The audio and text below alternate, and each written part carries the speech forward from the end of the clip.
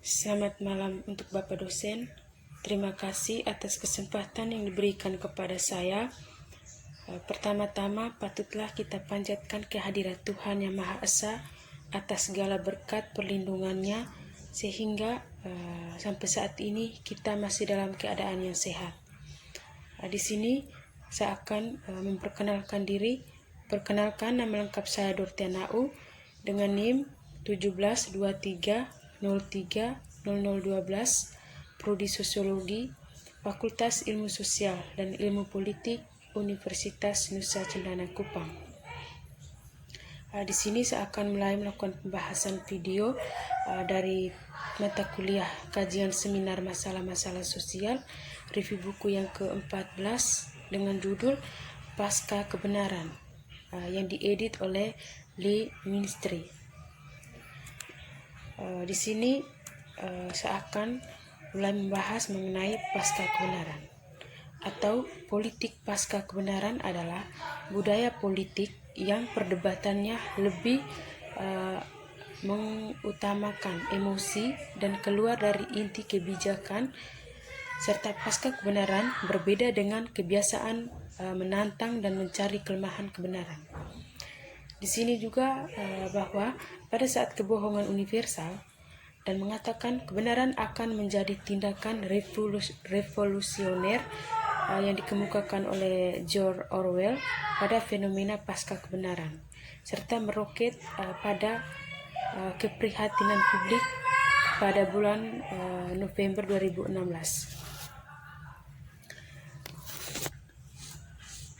Mengingat kebingungan fakta bahwa penghabisan standar bukti dalam penalaran dan kebohongan langsung yang menandai pemungutan suara yang oleh Brexit 2016 dan pemilihan Presiden Amerika Serikat, banyak yang terkejut.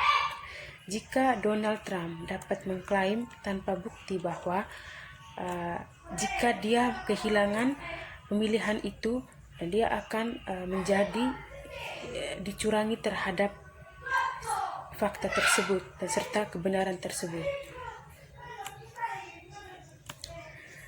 Kebenaran adalah korban pertama dalam pembentukan negara otoriter, yang dalam kamus Oxford mendefinisikan pasca kebenaran sebagai berkaitan dengan atau menunjukkan keadaan di mana fakta objektif yang kurang berpengaruh dalam membentuk opini publik daripada untuk perasaan emosional serta keyakinan pribadi.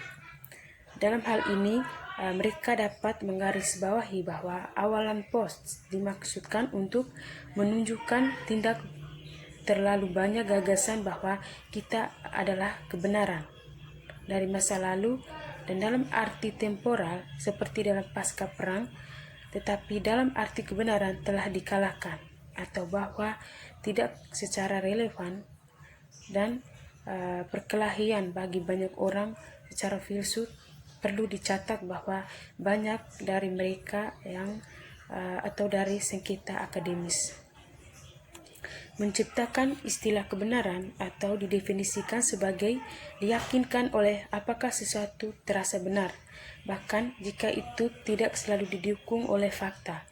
Dalam menanggap pernyataan George Welbus, akses dalam mengandalkan kebenaran untuk keputusan yang sangat besar seperti pencalonan Harriet Miers untuk Mahkamah Agung di Amerika Serikat dan pergi berperang di Irak tanpa bukti senjata yang memadai dalam pemusnahan massal.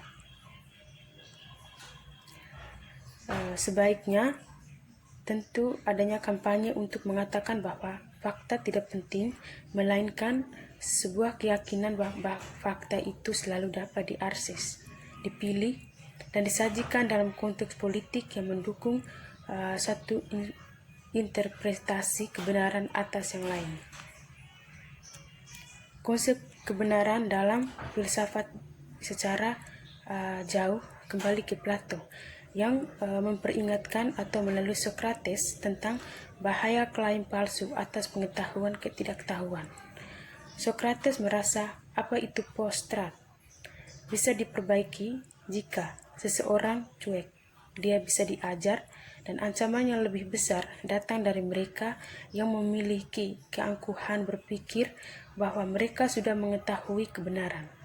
Karena itu, mungkin saja cukup terburu atau nafsu untuk bertindak atas kebohongan. Dan lebih pentingnya lagi pada titik ini untuk memberikan setidaknya definisi yang secara minimal tentang kebenaran.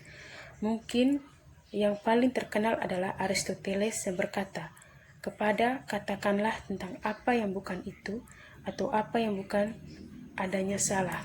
Sementara untuk mengatakan apa itu dan apa yang tidak bahwa itu tidak benar, secara alami filsuf telah berjuang selama beradab-adab dan secara korespondensi semacam ini pandangan yang benar, di mana kita menilai kebenaran suatu pernyataan hanya dengan beberapa kecocokan dalam suatu kenyataan tersebut.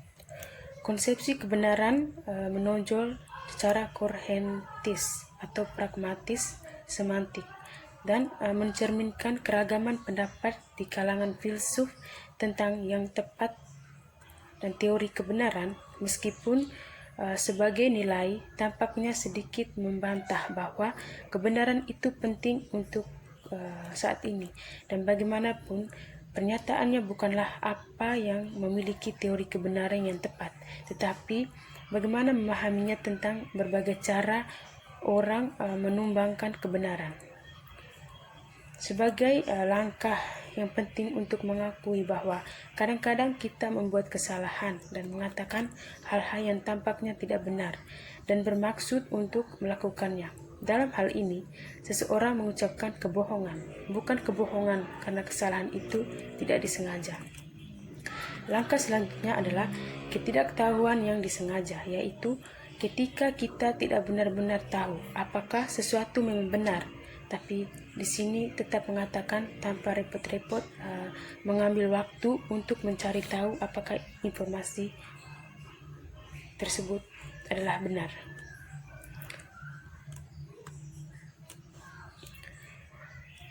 Menurut definisi, setiap kebohongan memiliki penonton.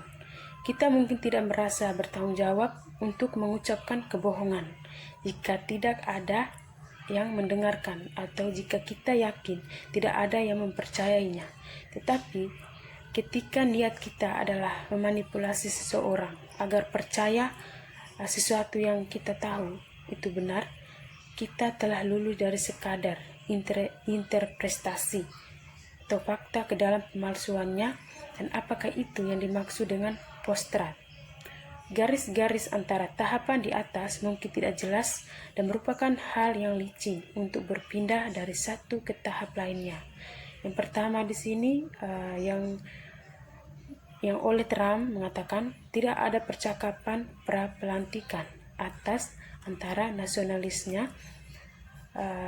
penasihatan keamanan dan pejabat Rusia mungkin bias dikaitkan dengan ketidaktahuan yang disengaja. Tapi ketika badan intelijennya sendiri kemudian mengungkapkan bahwa mereka telah memberi pengarahan kepada Trump dan menyangkalnya untuk beberapa minggu serta menyimpulkannya. Setelah Trump disimpan mengulangi klaimnya bahwa dia akan memenangkan yang populer jika bukan untuk jutaan suara secara ilegal. Ketika Ginchik mengklaim bagaimana cara dalam pembunuhan yang lebih penting dari statistik, orang curiga dia hanya bersikap sinis. Dia adalah sejenis dari enabler untuk postrat. Kepintaran politik yang berputar, kebenaran yang paling menguntungkan bagi mereka, di mana mengetahui sepenuhnya baik atau bersama dengan kebanyakan orang lain bahwa ini adalah apa yang mereka lakukan, tidak hanya omong kosong, karena ada niat yang jelas untuk mempengaruhi orang lain. Namun, postrat juga ada di genap bentuk yang lebih ganas saat penipuan diri dan terlibat, yang dimana seseorang benar-benar percaya ketidakbenaran bahwa hampir semua sumber yang dapat dipercayai akan membantah. Namun semuanya tampaknya cukup memusuhi kebenaran untuk memenuhi syarat sebagai postrat. Sebagai seorang filsuf, penulis tidak bisa menemukan semua ini di dalam bentuk postrat tercela. Meskipun tampaknya penting untuk menjelaskan perbedaan mereka dan memahami bahwa ada banyak cara yang dapat ditampung di bawahnya atau payung pasca kebenaran.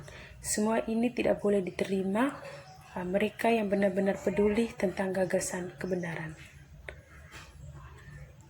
Era posko kebenaran merupakan tantangan bukan hanya bagi gagasan untuk mengetahui realitas, tetapi juga terhadap kebenaran realitas itu sendiri. Sekian pemaparan video dari saya. Terima kasih.